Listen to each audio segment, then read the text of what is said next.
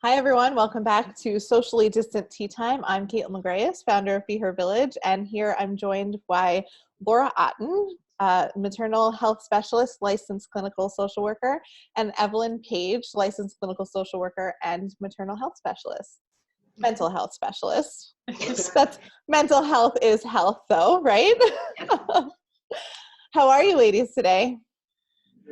I'm good. My allergies are acting up. So I have tissues next to me, and if I sneeze all over, that's me, and the pollen flying through the air right now. And my daughter loves to collect it. You know, those strings of pollen.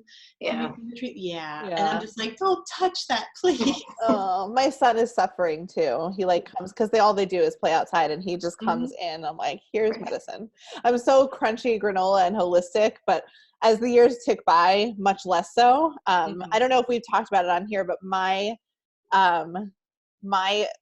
manifestation of my postpartum anxiety was into crunchy granola, organic, everything had to be organic. I have this video on YouTube, but I'll sum it up for you here, where I basically got so deep into it and replaced every product in our house and replaced our entire way of getting food and cooking and existing. And I would for fun and or just for making myself feel better, I would read article after article after article about I would go down the rabbit hole of organic living. And then one day I read an article and it said that all of my furniture bless you. Bless you. I wasn't kidding. Take some mainstream meds, will you please? I did. No, sorry to interrupt you. So I read this article that said my couches and carpets had formaldehyde off-gassing into my air near my baby. And I remember feeling terrified of my furniture and just imagining getting rid of all of it. And that extreme thought snapped me into this, what am I doing that I'm afraid of my furniture, that I'm afraid of the air that I'm breathing? And it's, I don't knock anybody's efforts to try and detoxify and have clean living and a clean, healthy food.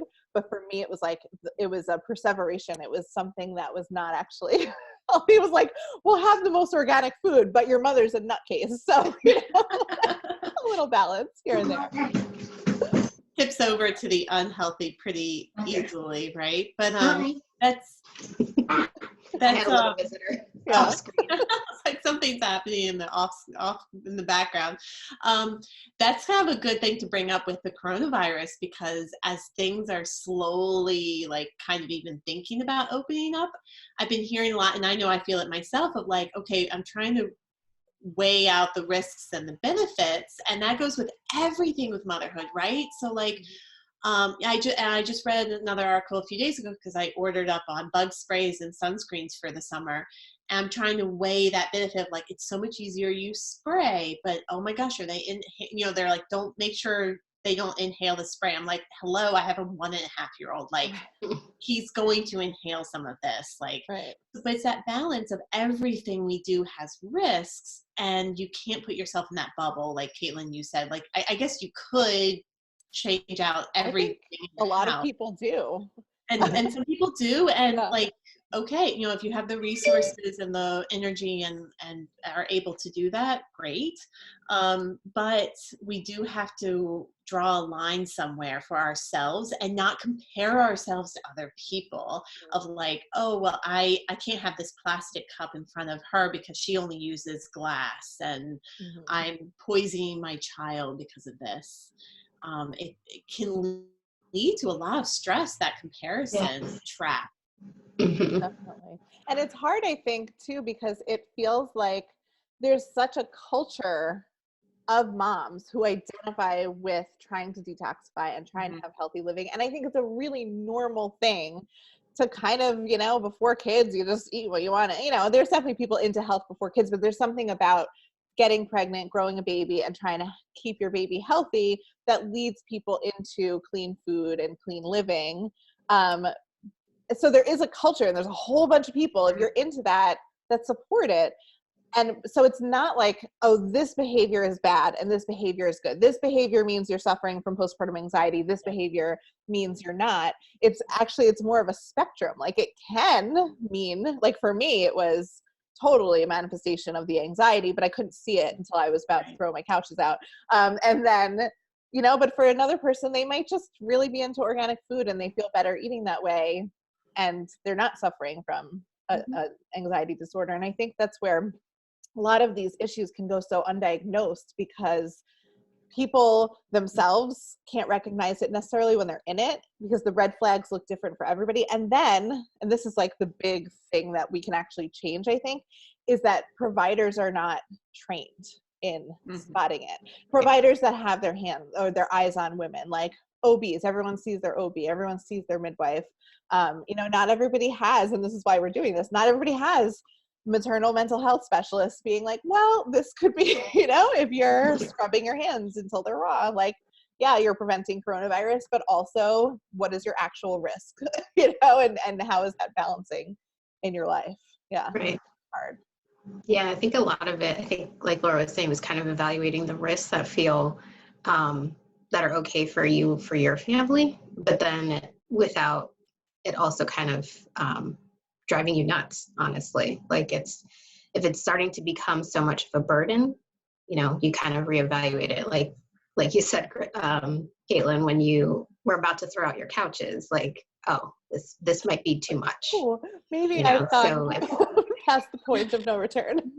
Maybe, but that's.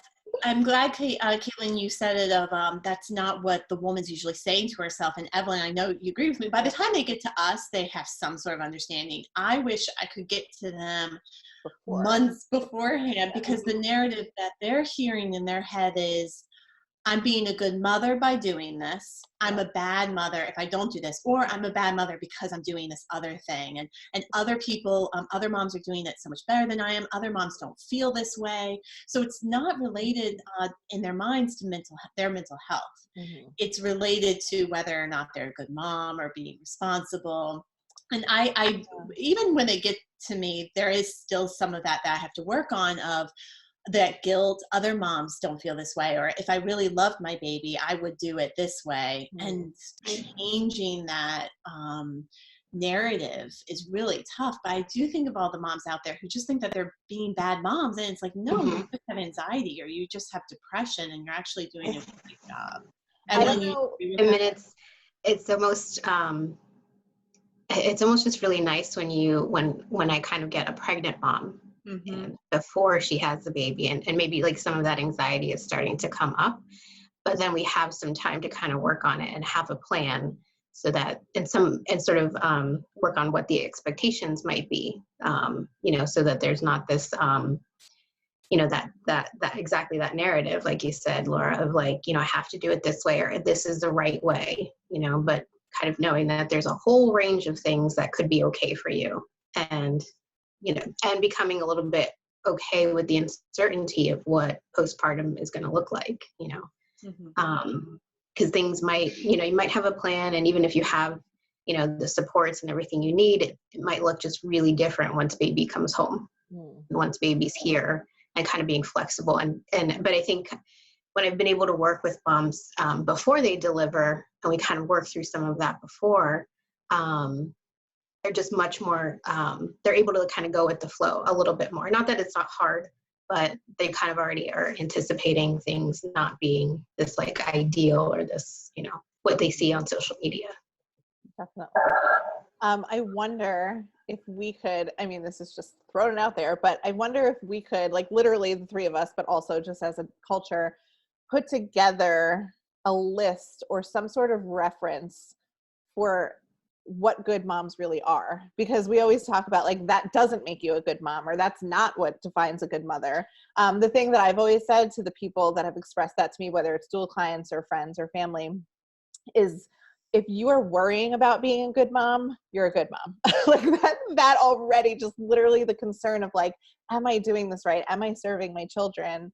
And I feel like maybe like putting together a list of what are the things that make a good mom. Like the good mom is the one that cares about their kid. The good mom is the one that worries about whether they're doing this right. The good mom is the one that isn't sure all the time. You know, like putting together something like that where there's just written down. Is there anything like that right now that new moms could look into? That's not like a whole book, or, you know, I'm not looking at it as like a branded thing. And that was actually going through my head too, is that there's always companies that are so willing to tap into that anxiety about whether they're a good mom or not. And they kind of like capitalize on that, but something that really like could be a tool, you know, that gets slipped into hospital discharge papers or, you know, OB offices of like, hey, this is what good parenting actually looks like. Is there anything that you guys know of that's out there like that right now? I have some, I usually recommend, and none of this is like affiliated or like whatever associated to me. It's just things that I like. Yeah. On social media, I like to follow Happy as a Mother. Okay. I think she's a Canadian therapist. Oh, And she does Canadians, they're so great. wonderful, I know, so calming, so kind. But she does these wonderful pictures of she does a lot around the unseen and unrecognized burdens of motherhood, and also a lot of that good moms still have these thoughts, and this is good mothering. So she's one I recommend to people I work with. And you said not a book, but like I literally have it in arm's reach, so I'm going to like go for it. Let's plug it. And again, this is just what I like. You're not being paid to say this right now. To say you guys both this is literally sitting next to me. We did not plan this, but we are both holding up the same. Those of you who can't see us right now, if you guys are getting paid for this, I want in. That's all I'm saying. It feels like you are. If somebody wants to pay us, they will turn it to. So what is this? Good Moms Have Scary Thoughts. I've heard of this book. Oh, I love that. By Karen Kleinman. She's she's a leader in the postpartum mental health world. And it's, oh my gosh, I'm sorry. You're so popular, my husband's phone just linked up to our laptop, and now I need to unlink it. It's wonderful. It's illustrated and it's interactive. You can see just as I flip through it, the illustrations. But it really covers everything. And like I tell the people I work with, you'll find yourself in this book. You'll flip to a page and you'll be like, oh, that's me. And you don't have to read it in order. Like you could literally just open it up and read that page. Something a pregnant person could read and get something out of before the baby. Yes. Yes. Absolutely. And it does a lot of just small, very manageable, bite-sized mental health exercises, like write down where you feel it in your body when you have anxiety, or just like here are 3 coping strategies to try. Great for moms who don't have a lot of sleep and are completely exhausted. Like Evelyn said, flip open to any page. Right. He's another great account to follow on social media as well. So I recommend that. So someone has done this already. We don't have to do this. This is good. We don't have to do that. Thank God. Because motherhood, because she has in there, like, being a good mom, you're going to have thoughts of missing my old life and looking at your baby sometimes and wondering, what on earth was I thinking? Oh, you're like describing my entire experience with all 3 of them. Except for the second one. After my daughter, I'm like, I will never sleep again. Like, what was I thinking? I need to go warn all the women who don't have children not to have children, because they'll never sleep again. Yeah. Obviously, I was sleep deprived. And spoiler alert, I did sleep again. And those feelings went away, but I didn't feel prepared for that. I had no idea what the sleep deprivation would do to my mental health. And so I think this is helpful for pregnant women to look at, to realize that they're not alone and they're not a bad mom because they have the thoughts. I mean, it's right in the title, Good Moms Have Scary Thoughts. Yeah. The sleep deprivation needs to be talked about more, but it's hard to talk about it without the fear mongering. There's people always say like, oh, you're never going to sleep again. Oh, enjoy it while you can, like enjoy your sleep while you can, which is not really helpful in any tangible way. It's like, okay, thanks, I'm going to be miserable. But at the same time, like motherhood would be so much easier if you were doing it on a full night of sleep, and you're not doing it on a full night of sleep. And there becomes this desperation, there becomes this feeling of being trapped and tied to your baby. And I remember looking at my baby and being like, I can't sleep right now because you're awake. And that felt suffocating to me because I really wanted to sleep. I love sleeping. And then you have like beyond that, so you have these women who are struggling, and then you have loved ones who are like, is it a good baby? Are they sleeping through the night? And you're like, no, not ever. And I don't, does that make me a bad mom? Does that make him a bad baby?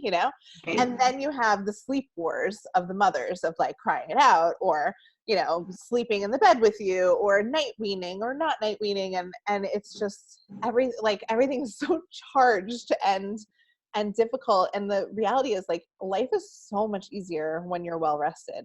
Like all of your coping methods, I find it now, and I don't have, if I'm up at night, it's not usually because of my kids. It's usually just because I'm up at night. And I find the day after I don't sleep, even if it was like a good, like I stayed out late with my friends or something in a pre-pandemic time, the next day I'm like, my mood is different. My mood is way worse when I don't get sleep. And so when you have this like perfect storm of newbornhood where you're trying to learn and you're trying to figure out what's right, and you're sleep deprived, those coping skills are really like a little bit devastated from the lack of sleep. Yeah. How are you guys counseling women who are struggling with that sort of like, I don't even have anything left to give? Like, what are the types of things that you're recommending women who are struggling with that lack of sleep? I mean, first try to talk about, what the relationship is like with their partner. Are they getting help and support and figuring out like a schedule? Because I think a lot of moms, especially postpartum and like that, on their maternity leave, kind of think like, okay, well, my partner's going back to work. Like I just need to do everything. Or I need to be up every night because they're going to go to work. And sometimes I kind of just say, well, it took the two of you to make this baby. So, you're still working all day too. You're just not necessarily going out of the house. So what could be, some kind of compromise or schedule that would work, that feels kind of fair on both sides, and start to kind of work through that too, so that she's able to get a chunk of sleep at night. Maybe it's like, the partner kind of takes like an earlier shift in the evening and then she gets up, earlier in the morning or whatever, but something that feels that it would work for them and their schedules. I love that, because my sister-in-law and then also a few other clients that I've worked with, they're like, we're both getting up for every day for change overnight. Like, you guys need to divide and conquer. Like, I understand the feeling of, I guess, Evelyn, you're saying it's the opposite, which that was me. I was like, you're in grad school, you're supporting us. I'm staying at home. It wasn't maternity leave. Like I was not working anymore. I hate that term, not working anymore, because I was working harder than I'd the hardest job you've ever had. A very close family friend, like at a wedding after he was like, are you going to go back to work? And I just remember being like, I am working really hard. You've got to be kidding me. So there's like the woman taking the entire burden, but there's just like literally not knowing how to best use the resources available to you, like taking shit. Yeah. Or like the mom feeding and then the partner doing everything else that they can do. Yeah. And sometimes too, the mom might not realize the resources out there, even now, even though it might be virtual, like if the baby's up all night fussing because of something's breastfeeding's hard, or the formula isn't right, or maybe need to visit a specialist, whether it's a chiropractor or PT of some sort, a lactation consultant, all of these resources to try to set it up in the best way possible, because if your baby's gassy and up all night, like that isn't going to work for anyone's mental health. So helping, Evelyn and I are more tapped into the resources, and a lot of moms don't know that they're out there, or that these symptoms could be a sign of something bigger. So sometimes it's linking them. And then also too, changing the mindset, because she does think, and Evelyn, you tapped on this of like, I need to be up all night because he's working the day. Or it could be a good mom is going to stay awake at every little gurgle that the baby makes. I need to be on alert for. And some of that thinking of, no, like you getting sleep is good for the baby. And I think we talked about this last week of changing that of, I need to sacrifice everything. I read another article this week about this martyrdom of motherhood, of if I sacrifice myself, that feels good. I can take pride in that, and that builds me up. And it's changing that can be a lot of the therapeutic work of, no, actually not sacrificing and giving everything you have will be healthier for you and for the baby too. Absolutely. And I love that idea of like calling in extra supports. And that's a big mission of Be Her Village, is to help women know in their pregnancy, while they're making their registry, the types of supports to think about. Because I'm a mom of 3. I'm a doula for 5 years. I've been doing this work. And in putting together the Be Her Village registry, I'm learning about so many services that are available that even I was not completely aware of, and how beneficial they can be. I'm thinking like postpartum doulas. I've definitely sat, and Evelyn, when you went to partners, I was thinking, well, there's people that are single moms either by choice or by circumstance. And it's really hard when you're a single mom because there's no one to tap out to, and it's or tag in and tap. Right. So having those professional supports, whether it's baby nurses or postpartum doulas or sleep coaches, maybe a few months into it. One of my friends used a sleep coach, and she just raves about it, not because anybody was crying it out, but because there were just like structure that was set in, and there were routines that were put together. And sometimes it helps to have somebody that knows more than we do, because this whole parenting thing is really, really, really hard. I just want to just throw it out there. And I don't mean that in a fear amount. Like, it's just hard, and you're not supposed to know how to do all of it. My husband and I, our background is in special education and behavior. So we trained and worked in classrooms. He still does it. I did it for 5 years. That's where we met. But like, my background is in understanding behaviors and making functional behavior plans, is in analyzing and taking data and shifting and changing behavior. Does that mean that the two of us have any idea what we're doing with our 3 kids? Like we do. We have a general idea of behavior, and we're lucky that we have that. We're lucky that we work together in that way. But I look at, friends of mine, I'm just like, how is anyone supposed to know how to shape the behavior of a small, tiny, adorable, needy human who's like actively trying to manipulate you?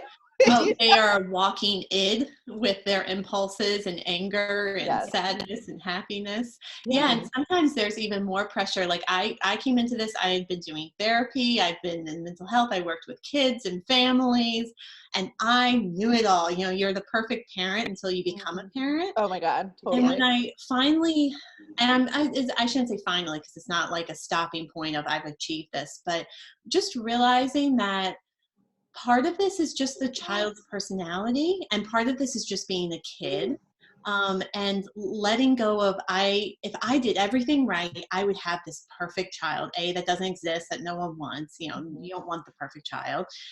You want this messy child that you have, but letting go of that was a big turning point in my parenting of, sometimes a kid just needs to tantrum, and I need to let it wash over, because, I'm going to show her that I love her with all of these big feelings, but she needs to throw a tantrum right now, or he needs to throw a tantrum, and being able to let go of that of, if I just used this parenting technique, everything would be right.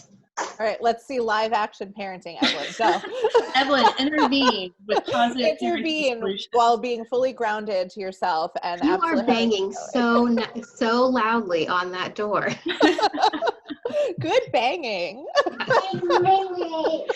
Yeah, I mean, like, just like Laura, I specialized in working with kids for many years before I became a maternal mental health specialist. No, thank you. So cute. And there was just such a greater appreciation once I had my own kids, because I only worked with kids for 7 or 8 years, I think. And it's different. It was kids that had dealt with trauma. But you have, like you said, Caitlin, I had like all of this like background on child development, and it's also just so crazy to see both of my kids, and they're so different, and like what works with one does not work with the other, and so you just have this flexibility, but it doesn't mean that it's easy for me. Like, it's not like, oh, well, I'll just do this, and this is this parenting technique that I'll pull out. Like, I have those resources, but it's a lot of trial and error, kind of figuring out what works for each of them. So absolutely. And I think that there's also something different about, like, for me, I was a teacher, and so I was there for certain periods of the day, and then they went on the bus and I went home to my apartment where I was single and alone, and it was so good. And and as a parent, like, yeah, it's easy to segment. As a professional, I'm sorry, it's easy to segment, like, well, for this 45-minute session I can really target in. But when you're a parent and you've got all the things that you're carrying around, like your exhaustion and your bills and your ambitions and your relationships and your everything, then to just be 24 hours a day trying to take and try to respond to something, it's really different from being a professional. So regardless of our training and background, I feel like every single parent is kind of in the same boat of trying to do the best that we can. Mm-hmm. And we all have our moments, and being able to forgive yourself of those moments and incorporate it as I'm a good mom with these moments, because we've all had them where we've lost our temper, or we've gotten upset, or we've done a parenting that we wish we hadn't done. And all of that can be, we can use it as an opportunity to show our children how to be gracious towards ourselves and kind to ourselves when we make mistakes, and acknowledging that we're learning and growing together, rather than incorporating it as shame that we're bad at this or not good at this. And I love hearing, oh, sorry. Oh, go ahead. No, go ahead. Oh, just one of the themes I've heard, and I definitely feel it myself, of, oh, if I were a good parent, I would be constantly playing with my kids, and be their teacher and their friend, and all of this. Like, we have these huge expectations for ourselves, and we need to be a little kinder to ourselves and back off a little bit in so many ways. Yeah, it's that mother myth that we kind of hear a lot, that you should just love every moment of being a mother, and it should just be happy and you're glowing constantly. And, that's, I feel like that's so damaging for moms, because that's the expectation, and it's not reality. So when reality doesn't happen, then, we blame ourselves and kind of say, oh, we are a bad mom because I'm not playing all the time, or because I don't love every moment. Mm-hmm.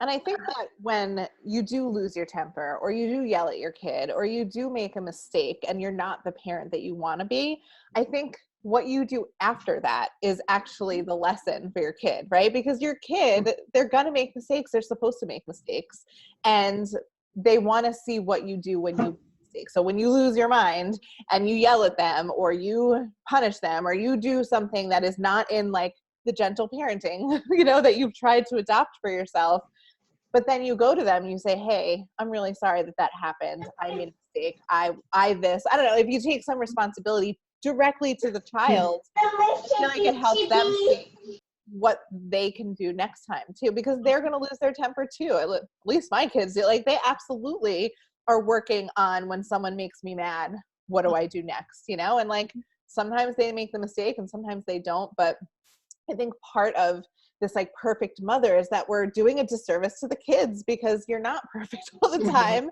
and showing them that we're real people, and showing them that we're vulnerable, and showing them that we sometimes need a moment, or sometimes we need space, or sometimes we don't want to be in the room with our kid. Like, sometimes I'll say that, like, I just need a few minutes. Like, please just leave me. Especially now. I think it was easier before the quarantine, because I could hold it together for the first hour of the day when we were getting ready for work, and then hold it together for, like, 2 hours in the afternoon. But now it's like, dude, you got to give me some space. Like, I personally am someone that also, like, needs built-in alone time. Like, everything will be going great with my family. The kids will be having a great time. Me and my husband will be having a great time. We'll be having people, or whatever it is. And, like, even if there's nothing wrong, I'm like, can I just have a few minutes? And I'll just go into our bedroom and I just need to, like, not hear noise for a couple of minutes and not be on for a couple of minutes.